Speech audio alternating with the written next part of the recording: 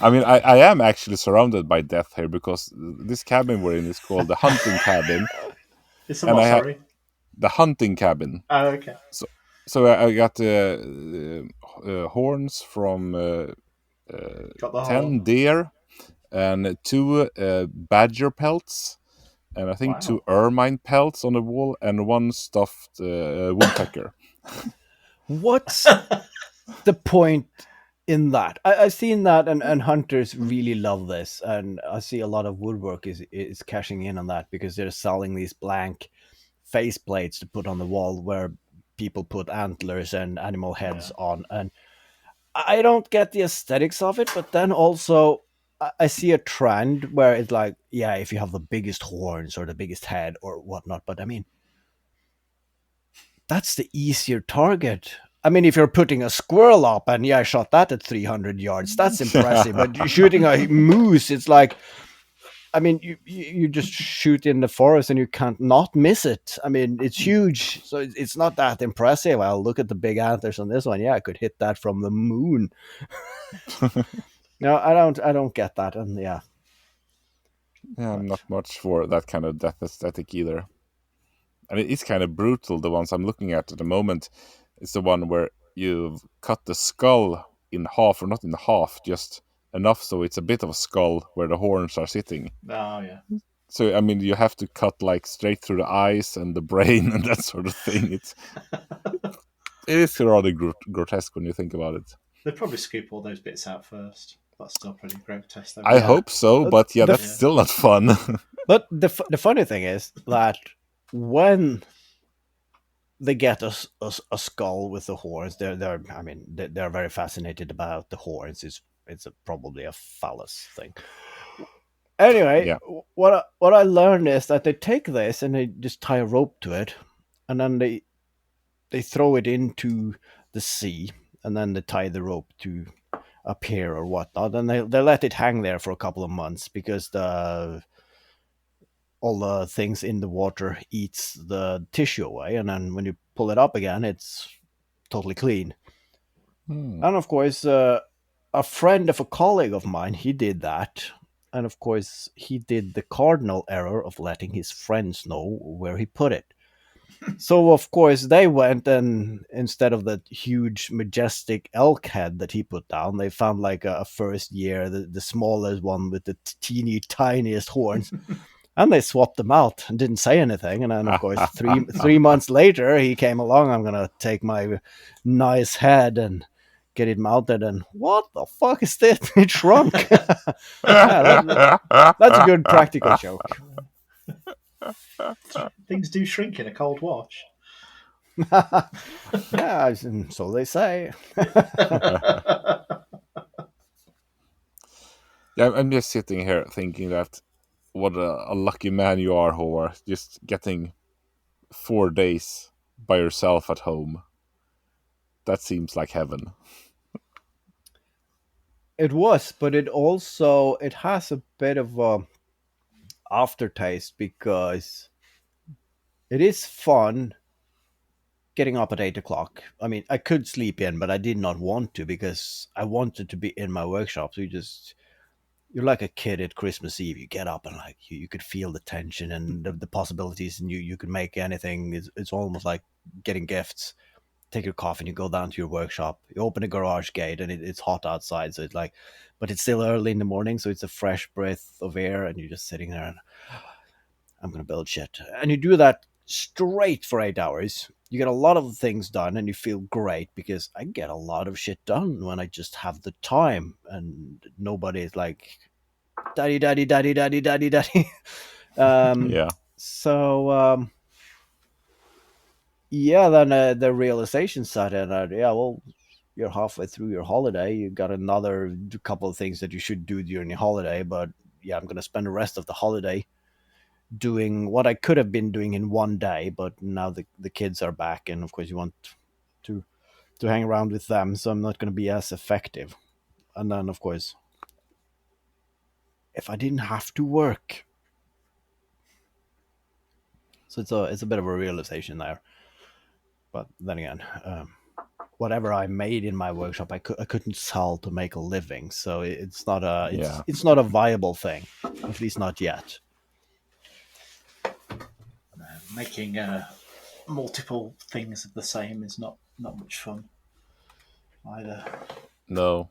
I got a message from our friend Smogdog, and yeah. he commented on the door, and he said, "Yeah, he's made 5 doors the last half year," and like, yeah, that was enough. And I just, yeah, if I was gonna like make these doors in a series, like, oh my god, that would be boring Yeah. quick. Yeah. And then, of course, as a thought experiment, if someone asked me to make that door for them, I could. I mean, you need to wait for the paint, and then there's the welding and the woodwork and the materials. I don't think I could do it in less than 3 full working days, including the assembly. And then if I just take a modest hourly wage and then a full working day, that door is going to be so expensive. I mean, Yeah. if anyone should ask, then no, go and buy it somewhere. It's going to be cheaper than me making it, and it's going to look better because, yeah. Yeah, dead right. So that strum stick I'm making, I think that's got about 16, 17 hours in it so far. Yeah. How can you charge all of those hours? It's a stupid price for an instrument. Yeah, I mean it's the same with everything that's handmade, isn't it? Yeah. You know, that's the thing. I feel that when people are commissioning instruments, they are more accepting that is going to cost you, because that is a very esteemed. I mean, being a luthier, I mean, nobody is. Yeah, that costs money. But if someone asks you to spend a week, 8 hours a day to put some new flooring in, and you give them a quote on that, and they almost fall off their chair, like, oh, oh my god, that's expensive. That's not expensive. I mean, and then when you ask people, how much do you make an hour? And then they say that. Yeah. And yeah, if you were going to do this in a week, you would need that amount to pay your own wages. And then it doesn't seem to compute. And it always amazes me that everybody else should do things for lollipops and stickers, but not yourself. And yeah. Yeah. Well, that's depressing. Yeah. So, have you had any thoughts for the 100th episode yet? Anything to mix it up, or just gonna do the same old shit? It's a bit early, isn't it? I mean, you can discuss and plan it now, but then you're gonna forget stuff again. So it's better not to start too early, I think. And then we have the yearly celebration, just a couple of episodes after that, since we have 52 episodes every year. It's That's at true. 104. It's another celebration, so we could do a double whammy celebration or just have two celebrations. I mean, I can have cake for 2 episodes. That's fine with me. This is like having birthday on Christmas Eve. That is no, we're not doing that. We are decent human beings. We're gonna keep them as separate events. Also, because we like cake twice. So. Yes. Glad that we see eye to eye on that. I did have an idea for that 100 episode, but that requires effort from my side. So that's not going to happen. No, it's not going to happen. And then it requires effort, and it should be done now to be completed before the episode. So yeah, that's not happening. And then of course my wife got pissed today because we had some friends over from Denmark and they forgot some swimsuits for the kids. So we just put that in an envelope, and then we asked the postal service, can you just send this as a letter, or do we need a package and like customs declarations and whatnot? No, this is fine. Just send it as a letter. And so we did. And then I checked our mailbox today, and then there was a package there where it said "Return to sender" because it was missing some customs declarations. And what the fuck? You said that was needed, and then you returned the package, and that means that we were going to send it to the place they were going to stay for a week before they're traveling back home. So yeah, that's not going to happen before they leave again. So they're going to have to buy new ones, and we paid a shitload to send it, and now we got it in return. So, and that would probably happen. I was thinking about some anniversary stickers and send over to you guys, but yeah, with the postal service and the holiday season, that's not going to happen. So it's going to be a Christmas project, maybe. Yeah. Are you falling asleep, KJ? No. Oh, you did look like you were No, asleep. you're not that boring. I'm I'm just not talking. sliding slowly down where I'm sitting. Maybe I should try sit up a bit. This better? I mean, I Do I look didn't. more alive? You do. Should we do? We could do a bed episode. Everybody's just lying down, but I tend to fall asleep if I'm watching anything, so I would probably fall asleep in the middle of the podcast. So yeah, maybe Yeah. not. I'm not carrying my computers and monitor upstairs. Especially And you can't move lay your, down in your office either. Well, I could, but you just won't see me. I'll shout. It's okay.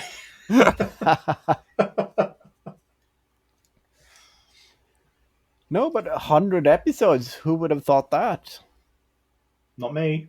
Oh, me neither. I was planning on 1 year. I mean, you're the podcast quitter.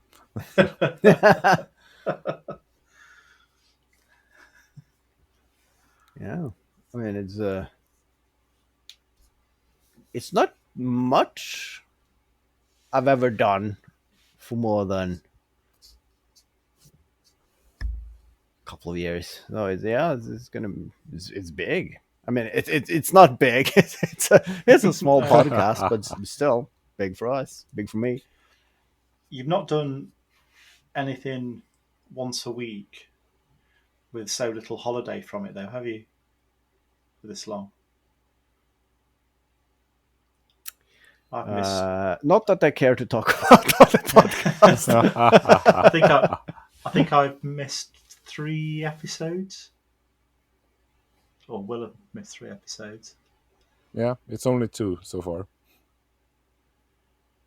Is it? Or is No, it you two, 1? you two haven't missed one. Nope. Apart I was from good. that Christmas one that we didn't do that you're still bitter about, KJ. Yeah, but I mean, Yeah. one thing is not doing an episode, but yeah, I started thinking about that. I haven't missed out on any.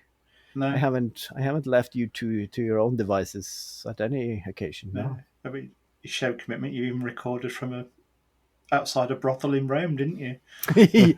Yeah. And then there was a hotel in Stavanger, I think. Was it a conference? That was a Oh yeah, that looked like a prison cell, didn't it? That bell. Yeah. yeah. That was the one with Phil and no, it Sarah. wasn't. Yeah, was it that episode? Yeah, I think so. Yeah, then I was sitting in a Right. hotel room. Yeah. Our most crowded episode. Yeah. But that was a good episode, yeah. It was, yeah. It was, definitely. Yeah. We didn't have to work very hard on that one. No. It's just press record and go and make yourself a coffee and yeah. So I was cleaning. You know, I had the problem with my files that got lost, so they've all been returned to me now. And I was cleaning up the disk, and some of the stuff's come back through corrupted, and then there's just a lot of stuff I don't need on there. So I've got a lot of episodes of the podcast on that disk I didn't even realise were there, but they sort of come back in fragments. And as I was listening through, because they were unnamed yesterday, Oh, yeah. there's a little segment from that one came up, the Sarah and Phil episode, and it was talking about sugar on a string. Yeah. Ah, yeah. Yeah, that was the candy episode. Yeah. Yeah, that's right. Sugar in the morning. I've forgotten about sugar on a string. I still don't fancy it. It's overrated. Yeah, Yeah, I need to Google it. Is that still a thing? Yeah. Chelsea sugar. Grow your own sugar. Hmm. All right. All right. Maybe. Ooh. That implies it's an English thing if it's Chelsea sugar, doesn't it? Is that an episode?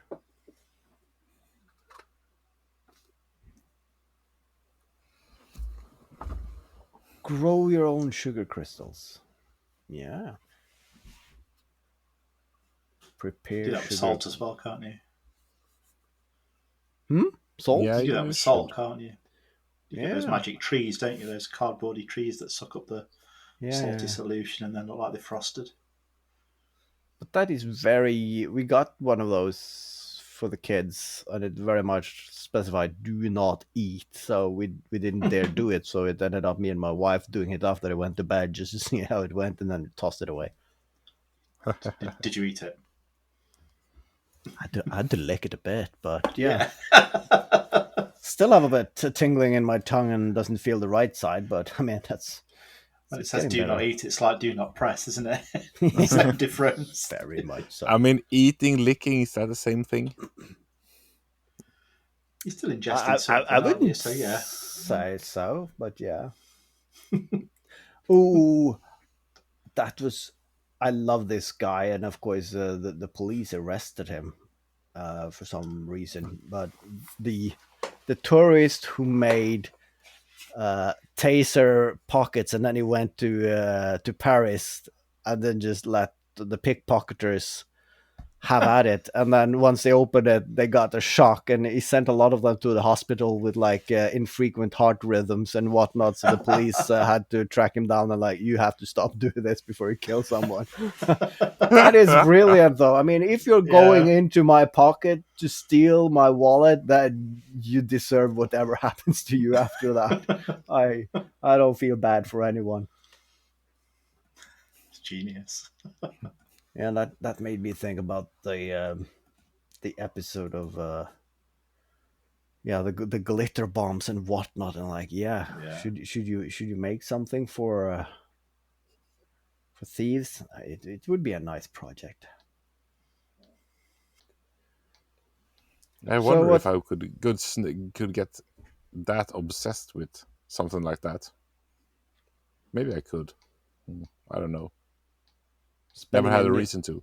Spending an entire year building a project just to get back at someone, and then just over engineering everything, testing, building, testing, building. Yeah, it's a level of dedication I don't see myself having for anything. Yeah, exactly. Maybe we should vouch to send each other some sort of prank just over the next 2 years. No specified time.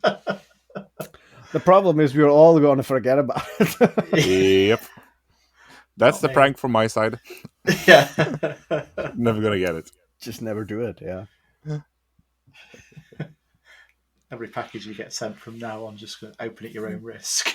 But Always with the camera rolling. Yeah. yeah. Yeah. Oh, it was shoes again. That's fun though. My father used to do that on my sister's birthdays. Whatever he gifted her, he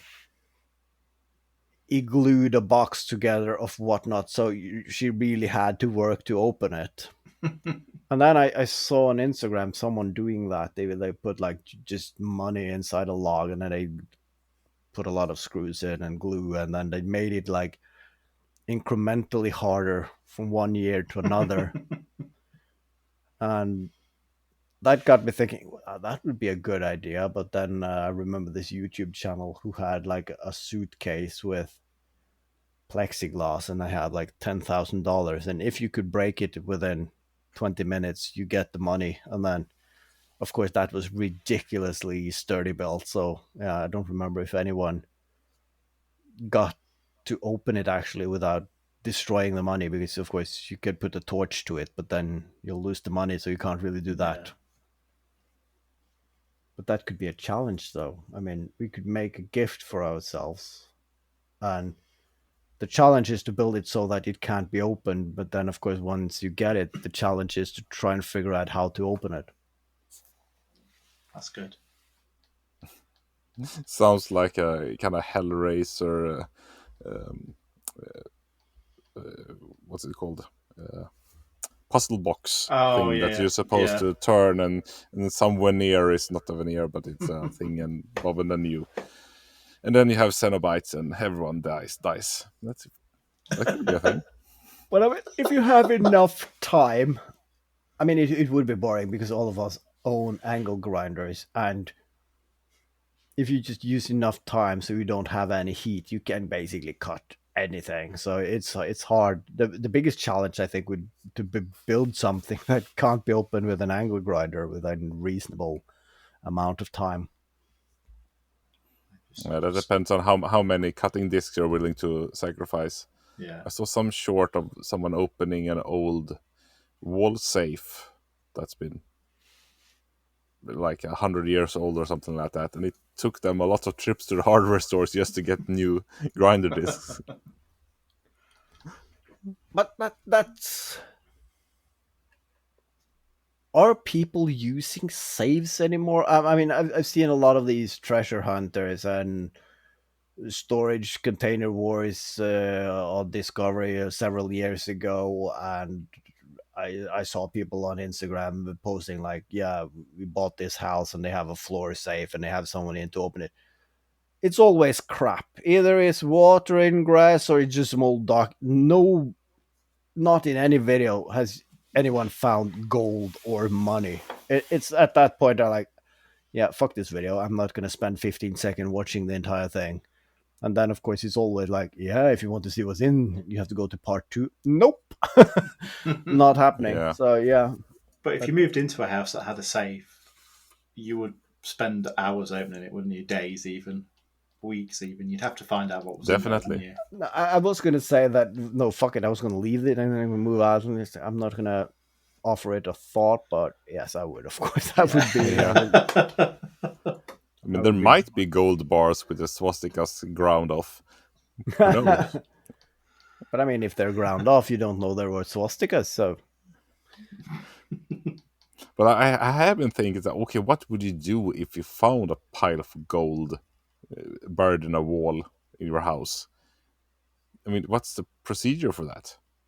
Do you call the police? Hi, I have some nondescript gold. Just say that it's blank gold bars. Someone had cast them in like a cake form or something like that.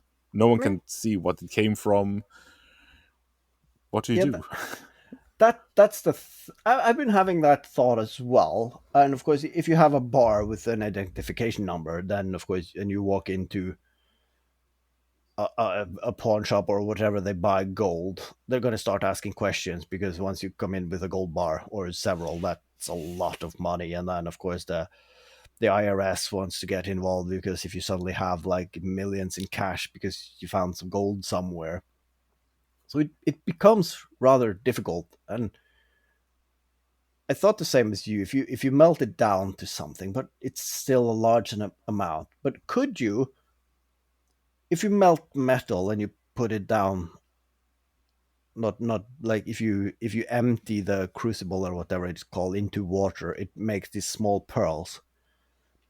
Could you find a way to make the gold into small bits that looks like the one that you find in a river, and then you get one of these stone tumblers, so you just put it in there and leave it there for a couple of weeks just to tumble it so it looks like it's been on a riverbed for years, and then you just bring it in like in small batches every couple of months, just for enough thousands to just get by.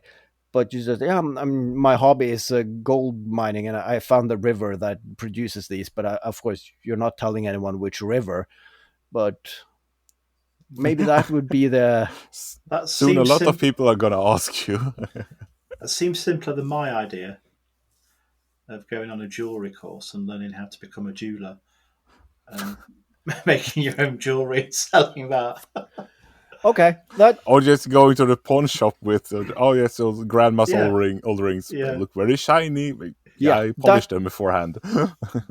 that was a great idea, and then I saw a major flaw with it. But then KJ had the solution, because if you're making rings and selling them, then of course you might get audited from the IRS, and then they see, all right, you're selling gold rings for tens of thousands of dollars a year, but where are your material purchases? Yeah. So that would be a discrepancy that's hard to, unless you say, yeah, but the customers bring in their old family heirlooms and I just recast them. That could be one. But yeah, That could work, yeah. just making crappy rings and then bringing them to a pawn shop. Yeah, this is my old grandma. It's like, it is gold, but it is crappy made, so I don't want it. So you can literally set up in any shopping centre there, can't you? In the corner there, we buy any gold. That's true. Yeah. Yeah, so you have to do that once a week. You don't buy anything, but it's enough that if someone asks, yeah, once a week I sit there and you can't believe how many blue-haired old ladies that comes and sell me their gold for next to nothing. Yeah. Some of them just give it away because they like that someone talked to them. Then you're gonna get newspaper articles with you preying on senile old women. Yeah. So maybe not that part. So yeah, okay. Now we have plans for if we ever find gold. It's good to have in your back pocket. Yeah. I like it when we solve important questions. That is, I mean, this is what we're good at. Yeah. So maybe that should that be a segment in a further episode? If anyone have a problem or a conundrum, just send it to us and we'll solve it for you. Okay. That is actually a radio program here in Norway. Every Saturday there's a 3-hour long program. You have a radio host, and there are different guests every time, and then people just send in problems like catching their spouse cheating or having lied on your resume or whatnot, and now you're too deep into how do I get out of it, and then they discuss it, and that's a really good concept actually. Yeah, I like that. The conundrum of the week. We can have the CMOs send us. It's. I mean, it is. We can keep it anonymous, but it's hard to. But we don't want to. Yeah, I probably could. Yeah, no. At least the wives would know. Definitely. Yeah. Turns out Stian is actually a 50-year-old male, but you just have a baby face who's been pulling off being a young bloke for years. I knew it. Yeah. He has got an old soul, hasn't he? Very much so.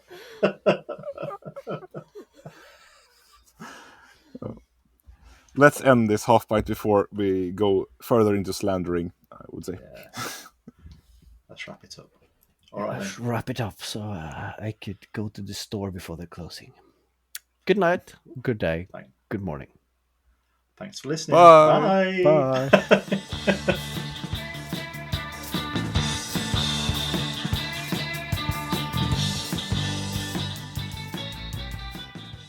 I'm not going to a store. I can't be bothered. I got yeah. beer, so yeah. Yeah.